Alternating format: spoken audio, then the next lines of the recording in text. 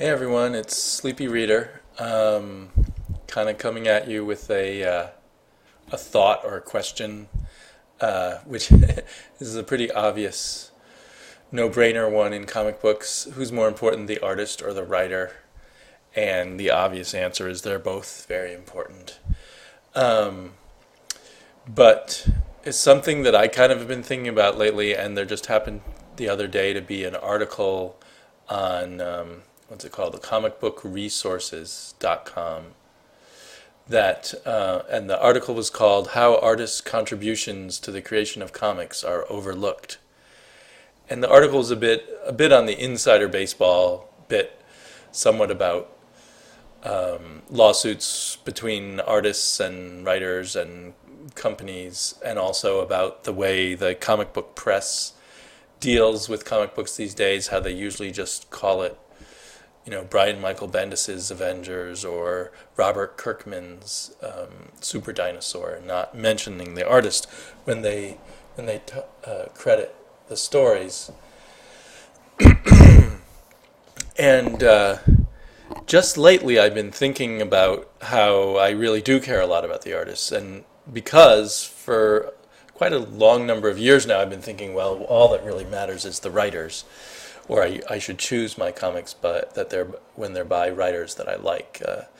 Probably all goes back to Alan Moore and Neil Gaiman and that kind of thing. And after those two guys kind of kept knocking the ball out of the park, you'd start wondering, well, what are the other good writers? And then you'd start looking for anything by Warren Ellis or anything by now my mind goes blank. But you know what I mean. So that seems to be the modern trend, is viewing comics by the writer. But a lot of the storytelling is done by the artist. And a big question in my mind would be, do you buy a comic because of... Will you buy a comic book with a bad artist because you like the writer? Or will you buy a comic book by a writer you don't like because you like the artist? And if I'm honest with myself, I'm much more likely to buy a comic book by a writer that I am neutral to on if I really love the artist. And if I look at a comic book and the art really doesn't appeal to me, it's really hard to buy that comic book, even if it's by a writer who I particularly like. And I certainly won't buy it if it's just by a writer who I think is okay, if the artist is cruddy or not to my taste. And when I first started reading comics, it was all about the artist, I think, or that was all I was aware of. And I would look for art by John Byrne, or the rare comics were the ones by the artists that you really liked, like finding old Neil Adams art or Jack Kirby art or Bernie Wrightson art. Those always made the comics more valuable at the time I started. Although I think some of those artists have gone out of fashion, who were the hot deal back then. And so their stuff isn't worth so much at the moment. But just thinking about it, I realize as I plan what I'm going to buy for the next week or the next month, I look at the online samples that are usually of 3 or 4 pages, and I'm totally judging it by the art. And if I'm turned off by the art, I'm not going to check it out, unless it really is by a writer who I totally trust. But if the art's good, then I'm going to give the writer a chance. So at the moment, I'm starting to think I'm beginning to lean away from that trend towards writers and thinking that artists are something that's just as important, or maybe like 55% of it is the artist, if the artist is really great, 60% of it.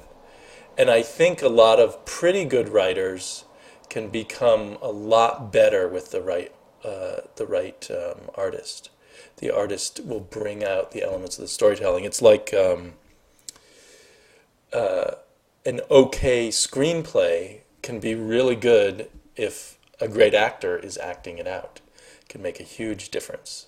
And I think that's often what the artist is like, a little bit of a director and a little bit of an actor, or a lot of an actor. So, it would be one thing to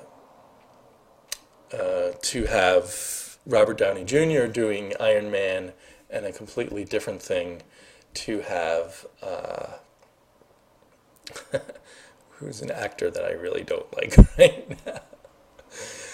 To have the guy who's the star of How I Met Your Mother play it. But anyway,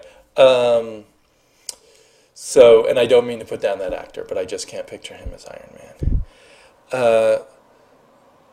So anyway, I'm wondering what other people think, and is the time of the artist coming back? It's certainly becoming more important for me. And I think there's some comics that I read and I don't quite get them, and it's because the artist hasn't quite done his job doing storytelling. It's definitely a two-man job, and the ideal is a good writer and a good artist, obviously. But it's an interesting thing to think about. And in that article, they talked a lot about how they constantly seem to just act as if the creator is the writer. And that's certainly a trend it's gone too far in the direction of writers, and now it needs to be corrected a little bit. So anyway, thanks for listening to me. I'll be back pretty soon with another review. I'll be reviewing Hulk Smash Avengers Action Comics #9 and Dial H #1 very shortly, probably tomorrow. See ya.